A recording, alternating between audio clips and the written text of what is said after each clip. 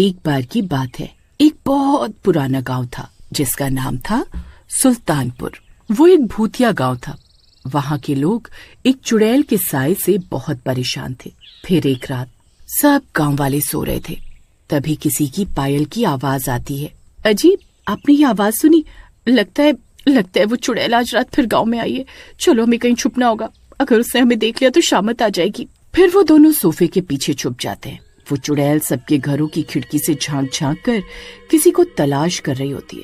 उसी रात गांव में मुन्ना और कालू अपने दोस्त की शादी के लिए ठहरे हुए थे। उस चुड़ैल को देखकर वो दोनों भी चौंक जाते हैं। वो अपनी खिड़की से उसे देख रहे होते हैं। अरे कालू भाई, वो देखो, ये वही चुड़ैल है जिसके बारे में हरिया ने हमें बताया था। अरे भाई, हरिया ने कहा था कि रात में पायल की आवाज आने पर घर के अंदर कहीं छुप जाना। चलो जल्दी कहीं छिप जाते हैं। अरे रूप का डरपोक, अरे वो देख, चुड़ैल कितनी बड़ी सोने की पायल पहनी हुई है। सोच, अगर वो पायल हमें मिल जाए तो हम उसे बेचकर माला माल हो जाएंगे। अरे तू पागल तो नहीं हो गया? अगर उसने हमें देख लिया तो हमें कच्चा खा जाएगी। चल जल्दी छुप जाते हैं।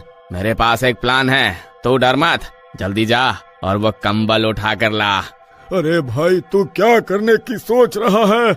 मुझे तो बहुत डर लग रहा है। फिर मुन्ना जोर जोर से उस चुड़ैल को आवाज लगाने लगता है। अरे ओ चुड़ैल, देख मैं यहाँ हूँ, तुझे मेरी ही तलाश थी ना? ये देख मैं यहाँ हूँ, आजा आजा, मैं तुझसे नहीं डरता। अरे मर गए रे। अरे कमबख्त मुन्ना, ये क्या कर रहा है? क्यों अपनी मौत को बुला रहा है? अरे चुप कर जा मेरे बाप, नहीं तो हम दोनों मरेंगे। अरे ओ डरपोक चुड़ैल, लगता है तू डर गई। हिम्मत है तो मुझे खा कर दिखा। ये देख मैं यहाँ हूँ, आजा आजा, मैं तुझसे नहीं डरता। अरे नास मिटे, क्यों मरना चाहता है? अरे चुप हो जा भाई, वो चुड़ैल यही देख रही है।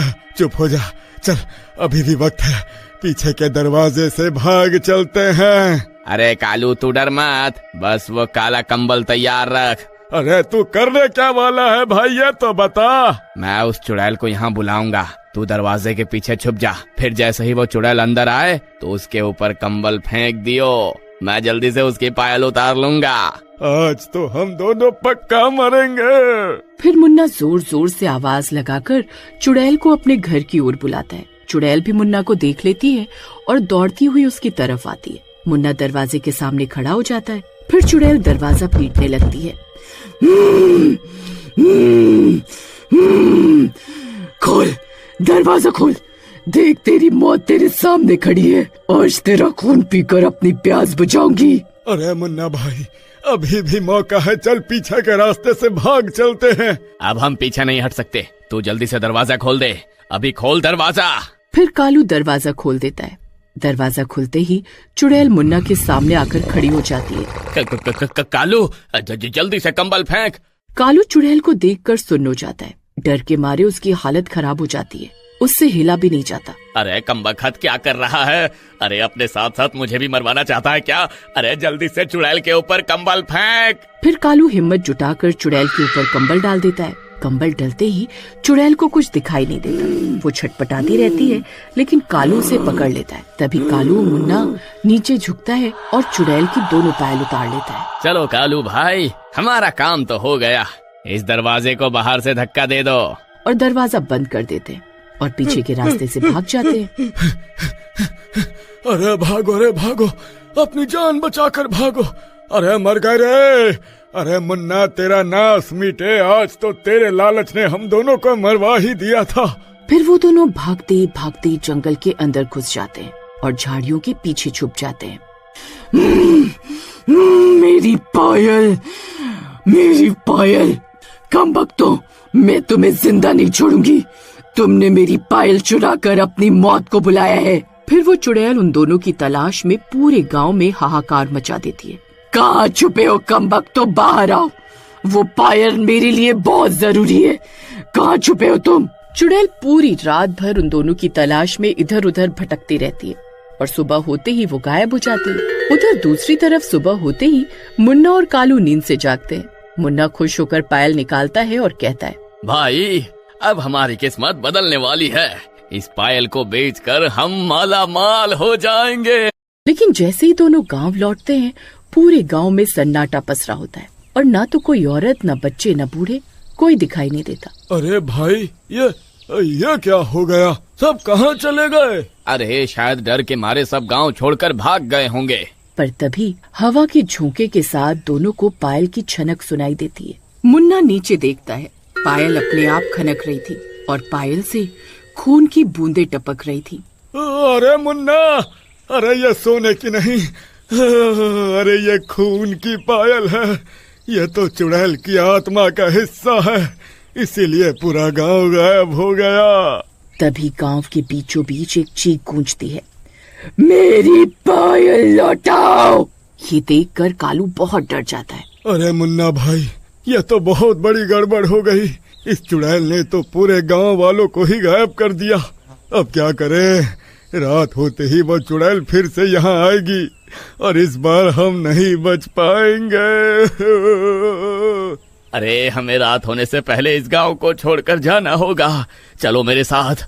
फिर वो दोनों दौड़ते दौड़ते गांव की मेन सड़क पर बने बस स्टैंड पर पहुंच जाते हैं।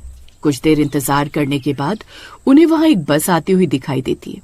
वो बस उनके पास आकर रुकती है। अरे ये क्या, आज सिर्फ 2 ही सवारी आई है। रोज तो 20-25 लोग चलते थे इस गांव से, आज सारे गांव वाले कहाँ चले गए? अरे भाई, आज गांव में महोत्सव है, सभी गांव वाले वहीं हैं, इसलिए आज कोई नहीं आया। फिर वो बस उन दोनों को लेकर वहाँ से शहर की ओर चली जाती है। शुक्र है भगवान का, इस भूतिया गांव से पीछा छूटा। आज तो बाल बाल बच गए।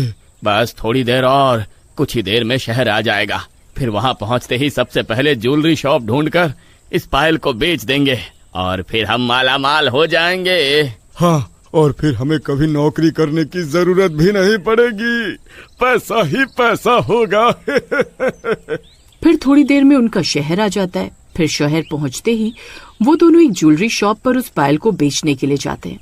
भाई साहब, हम इस पायल को बेचना चाहते हैं, हमें इसका क्या दाम मिलेगा?